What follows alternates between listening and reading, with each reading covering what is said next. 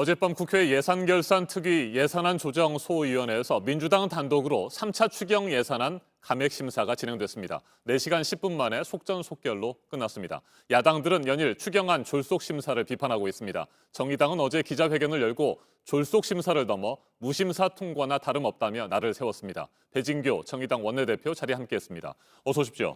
네, 반갑습니다. 네, 대표님 요즘 마음이 좀 복잡하실 것 같습니다. 네, 여러 가지로 답답하기도 하고 네. 현 상황에 대해서 정의당의 목소리가 잘 드러나지 않고 있어서 더 답답한 측면이 있습니다. 네, 그동안 정의당 범여권으로 분류가 됐었잖아요. 지금은 어떻게 생각하세요? 범여권으로 규정하는 것은 적절하지 않은 것 같습니다. 네. 이미 민주당이 176석의 과반 의석을 획득한 상황이기 때문에 정의당은 진보 야당으로서의 역할을 더욱더 충실히 할 예정이고요. 그런 측면에서 앞으로 범여권이라는 얘기는 규정하지 않았으면 좋겠습니다. 네, 민주당 단독으로 3차 추경안에 대한 심사를 진행하고 있습니다. 어제도 이어졌고 오늘도 계속될 예정입니다. 네. 졸속 심사를 넘어서 무심사 통과나 다름없다. 이게 지금 정의당의 공식 입장인 거죠? 네, 그렇습니다. 우선적으로 말씀드리고 싶은 것은 현재 국회 파행에 1차적 책임은 경기장 밖으로 뛰쳐나간 미래통합당에 있다는 말씀을 먼저 드릴 네. 수밖에 없겠습니다. 21대 국회를 앞두고 이미 법사위원장을 둘러싸고 민주당은 개혁입법을 추진해야 된다라고 하는 이유로 미래통합당은 일방적인 국회 운영을 견제하기 위해서라고 하는 이유로 법사위원장을 둘러싼 격한 대립을 한 상황이죠. 네. 어쨌든 협상이 깨졌고 그런 상황 속에서 미래통합당이 선택해야 될 문제는 실제적으로는 경기장 안에서 최근에 얘기하고 있는 것처럼 민심을 위한 국회를 본인들이 하시겠다고 한다면 국회 참여가 불가피한 선택이었어야 된다고 생각을 네. 하는데 이미 경기장 밖으로 뛰쳐나가 있는 상황인 거죠. 또 한편으로 민주당이 어쨌든 미래통합당이 경기장 밖으로 뛰쳐나가면서 18개 상임위원장을 다 독식할 수밖에 없는 네. 상황이지만 이런 때일수록 민주당이야말로 더 꼼꼼하게 국회 예산뿐만 아니라 국회 운영에 대해서 더 세심한 배려가 필요한 상황이라고 생각을 하고 있습니다. 네.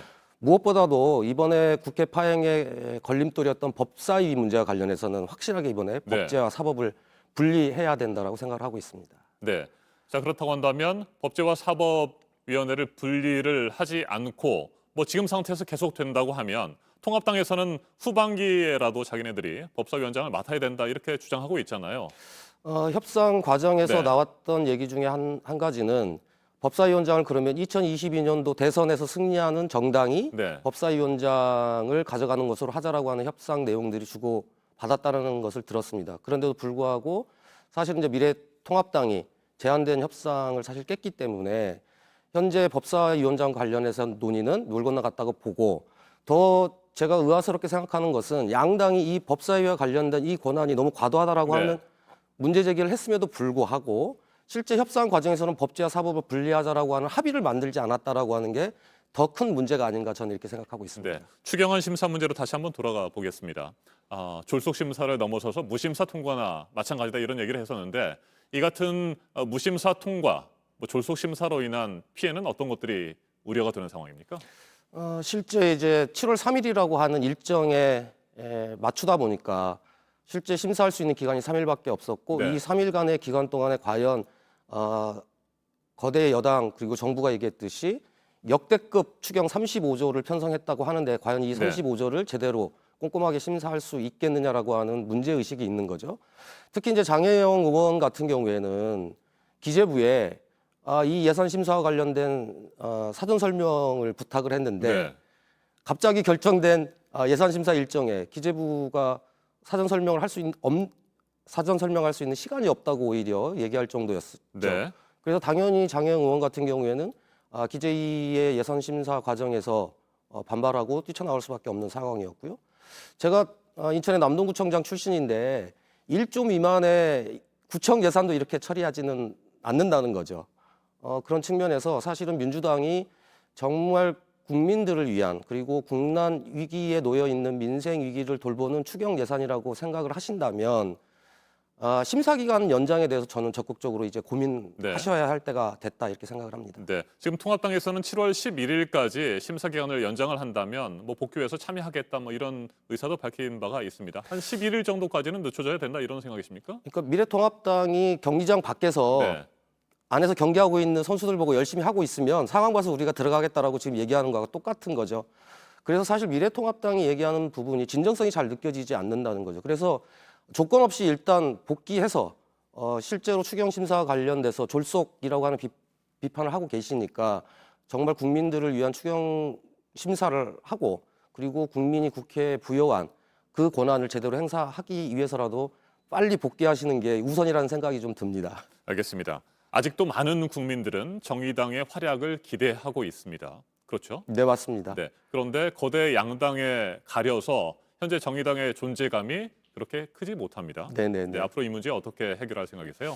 특히 원구성 협상 상황 속에서는 교섭단체 간의 협상이다 보니까 네. 비교섭단체인 정의당은 사실 투명정당일 수밖에 없습니다. 네. 그저 바라만 봐야 되고 저희들이 목소리를 여러 가지를 냈습니다만 잘 반영이 안 돼서 저희 정의당의 존재감이 아직 잘 드러나 있지 않다고 생각합니다. 그럼에도 불구하고 저희 정의당은 10%의 국민들께서 정말 제대로 된 진보 정치 그리고 진보 네. 정당의 길을 가라라고 하는 그 기대와 뜻이 계시고 그런 부분들을 21대 국회에서 수행하기 위해서 이미 중대재해기업처벌법 그리고 차별금지법 그리고 최근에 대학생 등록금 반환을 위한 추경예산 편성 요구 등 다양한 활동을 하고 있고요. 무엇보다도 국회가 정상화가 된다면 네. 이 정상화된 국회의 의정 활동을 통해서 정의당의 존재감을 확실하게 좀 보여드리도록 노력하겠습니다. 네. 진보 정당으로서의 길을 조금 뭐 수정하실 생각은 있으신가요? 저희 정의당의 출발은 진보 정당의 네. 가치로 출발을 했고 다만 지금 혁신위에서 논의하고 있듯이 시대의 변화 그리고 국민들과 함께 공감할 수 있는 새로운 변화를 함께 꾀하고 국민들과 함께 한다면 정의당에 대한 국민들의 사랑이 더 커질 것이라고 확신하고 있습니다. 알겠습니다. 지금까지 배진규 정의당 원내대표였습니다. 말씀 잘 들었습니다. 감사합니다.